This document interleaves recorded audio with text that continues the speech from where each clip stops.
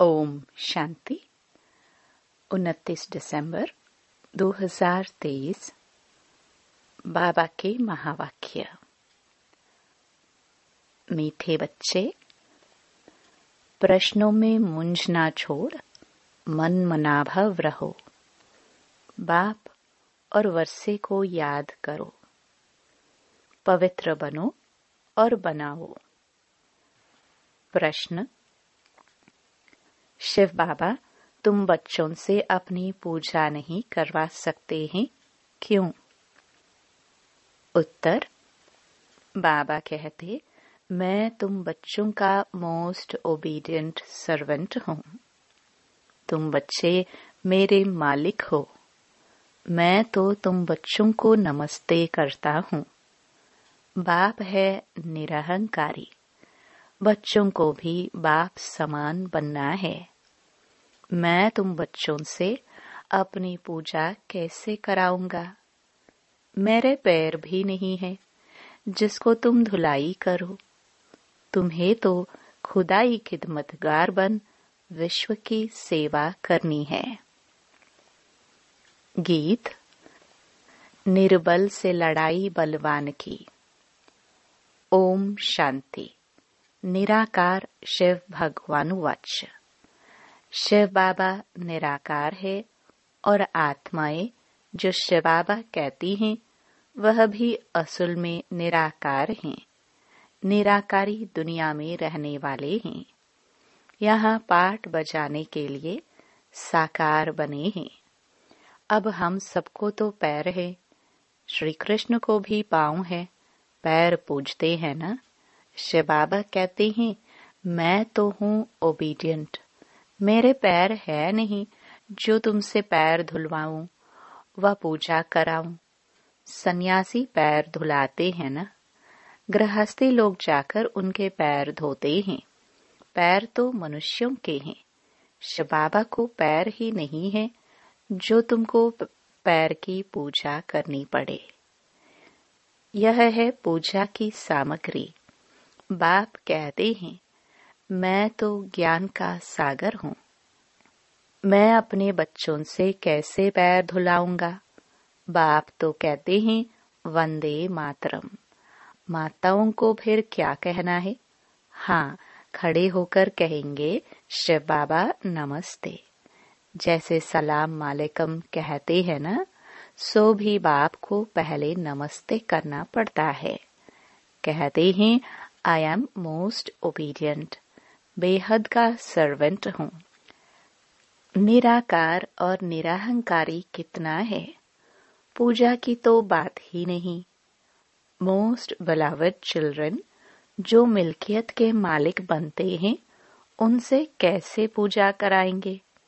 हाँ, छोटे बच्चे बाप के पांव पड़ते हैं क्योंकि बाप बड़ा है, परंतु वास्तव में तो बाप बच्चों का भी सर्वेंट है।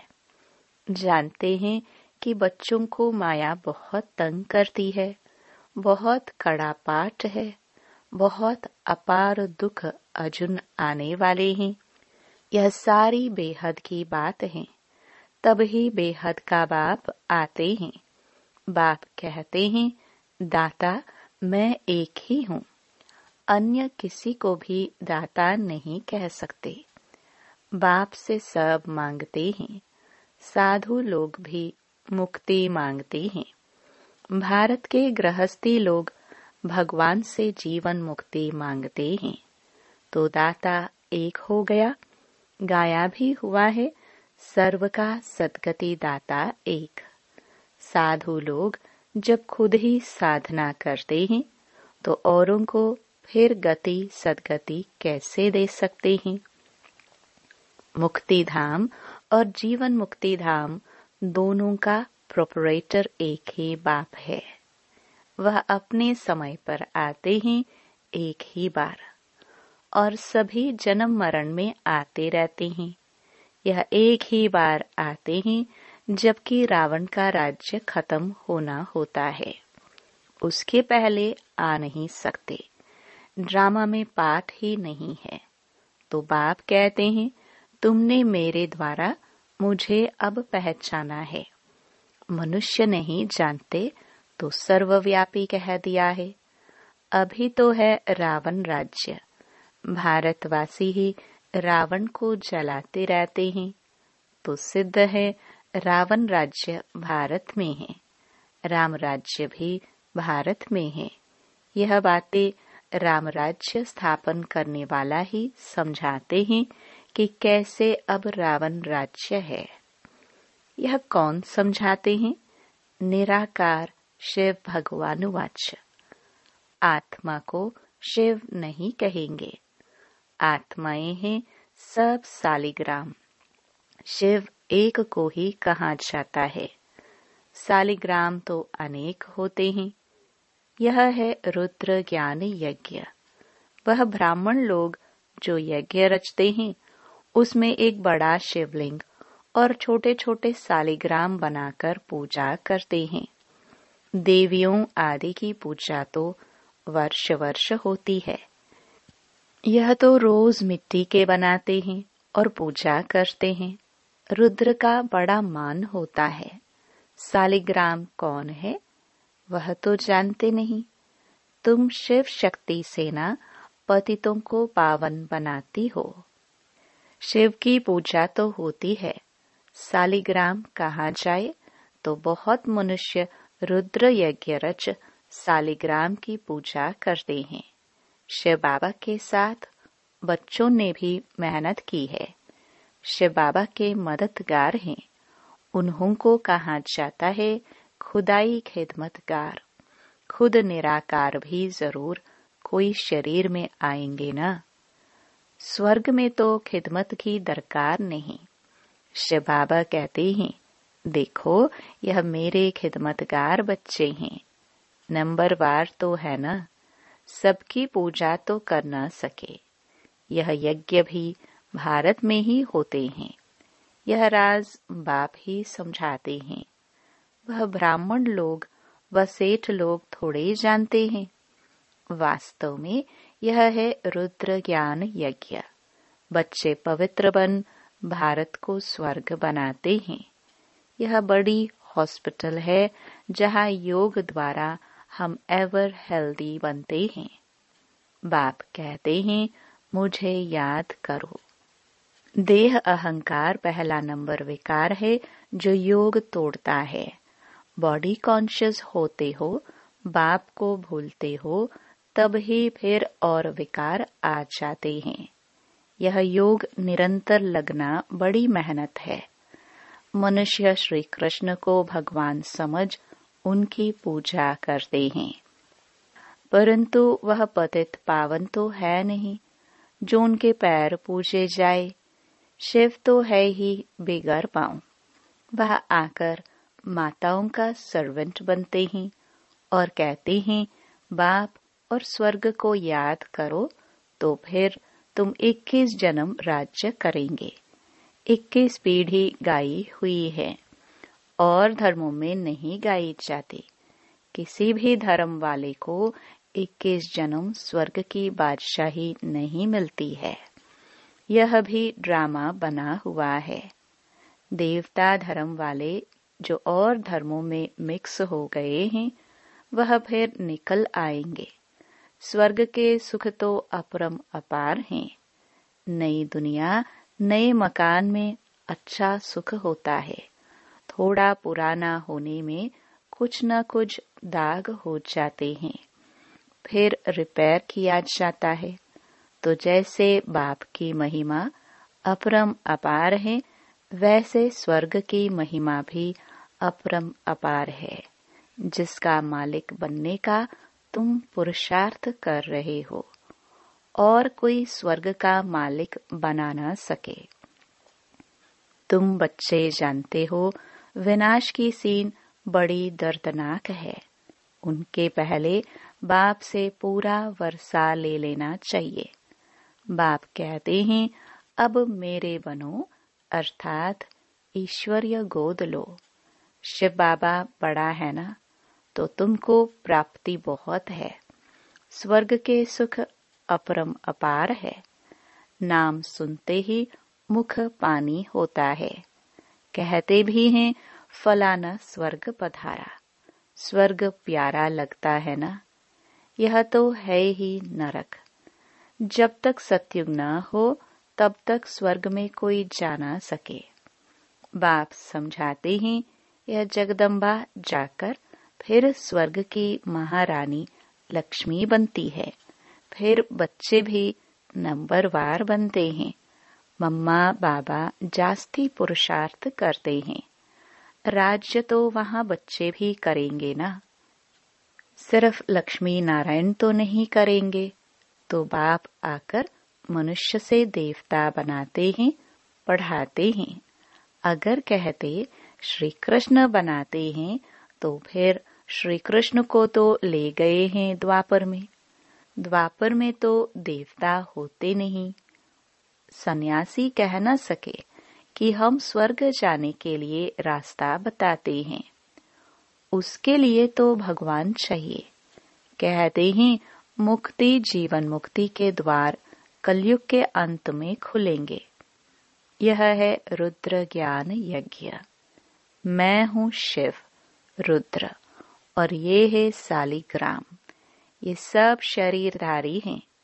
मैंने शरीर का लोन लिया हुआ है। यह सब ब्राह्मण है। ब्राह्मण बिगर यह ज्ञान कोई में होता नहीं, शूद्रों में भी नहीं है। सतयुग में देवी देवताए तो पारस बुद्धि थे, जो बाप ही अब बनाते हैं। सन्यासी किसको पारस बुद्धि बना ना सके। भल खुद पवित्र हैं फिर भी बीमार हो पड़ते हैं। स्वर्ग में कभी बीमार नहीं पड़ेंगे, वहां तो अपार सुख है। इसलिए बाप कहते हैं पूरा पुरुषार्थ करो। रेस होती है ना, यह है रुद्र माला में पिरोने की रेस। अहम आत्मा को दौड़ी लगानी है योग की। जितना योग लगाएंगे तो समझेंगे यह तीखा दौड़ रहा है। उनके विक्रम विनाश होते जाएंगे। तुम उठते बैठते चलते फिरते यात्रा पर हो। बुद्धि योग की यह बहुत अच्छी यात्रा है। तुम कहते हो ऐसे स्वर्ग का अपरम अपार सुख पाने के लिए पवित्र क्यों नहीं रहेंगे। हमको माया हिला नहीं सकती। प्रतिज्ञा करनी होती है। अंतिम जन्म है, मरना तो है ही, तो क्यों नहीं बाप से वर्षा ले लेवे। कितने बाबा के बच्चे हैं, प्रजापिता है तो जरूर नई रचना रचते हैं। नई रचना होती है ब्राह्मणों की। ब्राह्मण है रूहानी सोशल वर्कर। देवता तो प्रारब्ध भोगते हैं।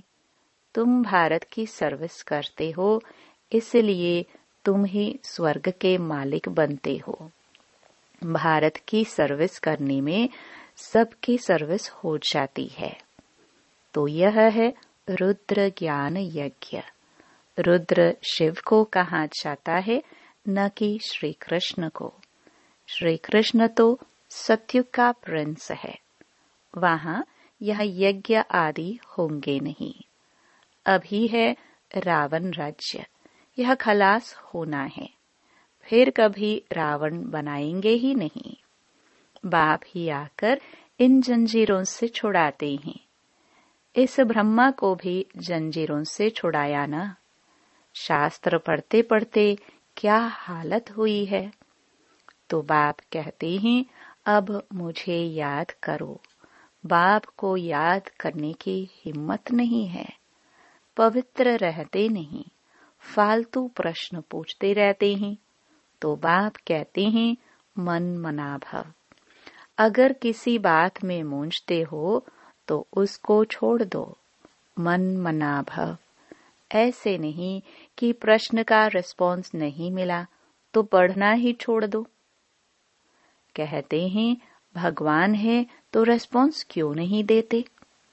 बाप कहते हैं तुम्हारा काम है बाप और वर्षे से चक्र को भी याद करना पड़े। वह भी त्रिमूर्ति और चक्र दिखाते हैं। लिखते हैं सत्यमेव जयते, परंतु अर्थ नहीं समझते। तुम समझा सकते हो। शिव बाबा को याद किया तो सूक्ष्म वतन वासी ब्रह्मा विष्णु शंकर भी याद आएंगे, और स्वदर्शन चक्र को याद करने से विजयंती हो जाएंगे। जयते मना माया पर जीत पहनेंगे। कितनी समझ की बात है। यहाँ कायदे हैं। हंसों की सभा में बगुले बैठ न सके। बीके जो स्वर्ग की परी बनाती हैं, उन पर बड़ी रिस्पॉन्सिबिलिटी है। पहले जब कोई आते हैं तो उनसे हमेशा ये पूछो, आत्मा के बाप को जानते हो? प्रश्न जो पूछते हैं तो जरूर जानते होंगे। सन्यासी आदि ऐसे कभी नहीं पूछेंगे। वह तो जानते ही नहीं। तुम तो प्रश्न पूछेंगे, बेहद के बाप को जानते हो? पहले तो सगाई करो। ब्राह्मणों का धंधा ही ये है।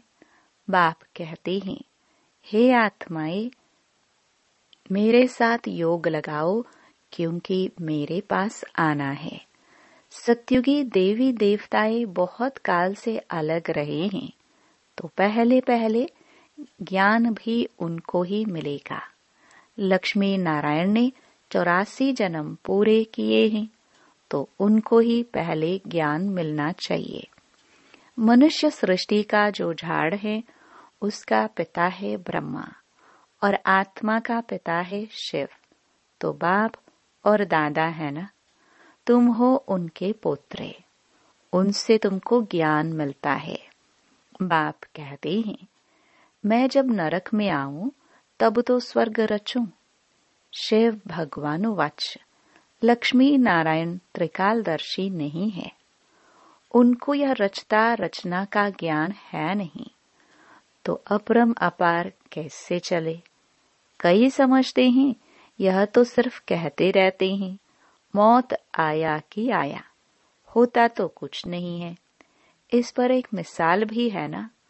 उसने कहा शेर आया, परंतु शेर आया नहीं। आखिर एक दिन शेर आ गया, बकरियां सब खा गया। यह बातें सब यहाँ की हैं। एक दिन काल खा जाएगा, फिर क्या करेंगे? भगवान का कितना भारी यज्ञ है। परमात्मा के सिवाय तो इतना बड़ा यज्ञ कोई रच न सके। ब्रह्मा वंशावली ब्राह्मण कहलाकर पवित्र न बना तो यह मरा। शिव बाबा से प्रतिज्ञा करनी होती है। मीठा बाबा, स्वर्ग का मालिक बनाने वाला बाबा, मैं तो आपका हूँ, अंत तक आपका होकर रहूंगा। ऐसे बाप को अथवा साजन को फारकती दी तो महाराजा महारानी बन नहीं सकेंगे। अच्छा, मीठे मीठे सिखिलरे बच्चों प्रति मात पिता बाप दादा का याद प्यार और गुड मॉर्निंग। रूहानी बाप के रूहानी बच्चों को नमस्ते। धारणा के लिए मुख्य सार। पहला, सच्चा खुदाई खिदमतगार बन भारत को स्वर्ग बनाने में बाप को पवित्रता की मदद करनी है। रूहानी सोशल वर्कर बनना है। दूसरा, किसी भी प्रकार के प्रश्नों में मूंझकर पढ़ाई नहीं छोड़नी है। प्रश्नों को छोड़ बाप और वर्षे को याद करना है। वरदान, हदों से पार रह सबको अपनेपन की महसूसता कराने वाले अनुभवी मूर्त भव। जैसे हरेक के मन से निकलता है मेरा बाबा, ऐसे सभी के मन से निकले कि यह मेरा है। बेहद का भाई है या बहन है, दीदी है, दादी है, कहाँ भी रहते हो, लेकिन बेहद सेवा के निमित्त हो। हदों से पार रहकर बेहद की भावना, बेहद की श्रेष्ठ कामना रखना, यही है फॉलो फादर करना। अभी इसका प्रैक्टिकल अनुभव करो और कराओ। वैसे भी अनुभवी बुजुर्ग को पिताजी, काका जी कहते हैं। ऐसे बेहद के अनुभवी अर्थात सबको अपनापन महसूस हो। स्लोगन। उपराम स्थिति द्वारा उड़ती कला में उड़ते रहो तो कर्म रूपी डाली के बंधन में फंसेंगे नहीं। ओम शांति।